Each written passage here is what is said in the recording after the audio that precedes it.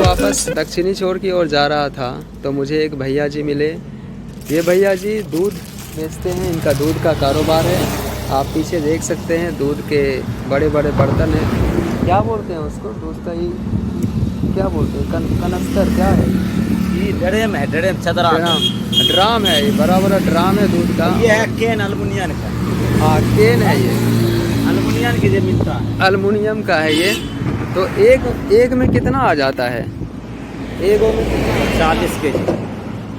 तो एक केन में 40 लीटर दूध आ जाता है।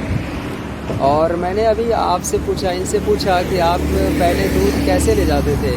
तो ये नाव के जरिए, बताइए कैसे ले जाते थे? लाश है, हाँ, लाश नाव से जाते थे। अगर बात फिर ट्रेन से जाने लगे, उसके बाद ट्रेन से जाने लग गए। और अब चूँकि रोड बन गया है तो अपना निजी वाहन है, साइकिल है, तो इस साइकिल में लोड करके और भैया ले जाते हैं।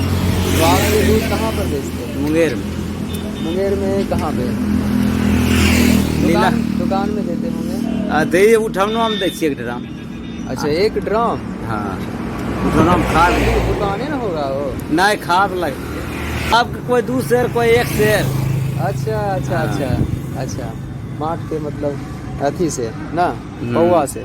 अच्छा, ये भैंस वाला है और गाय वाला है। हाँ, तो देखिए इधर भैंस का दूध है ये, और इधर भैया ने गाय का दूध रखा हुआ है।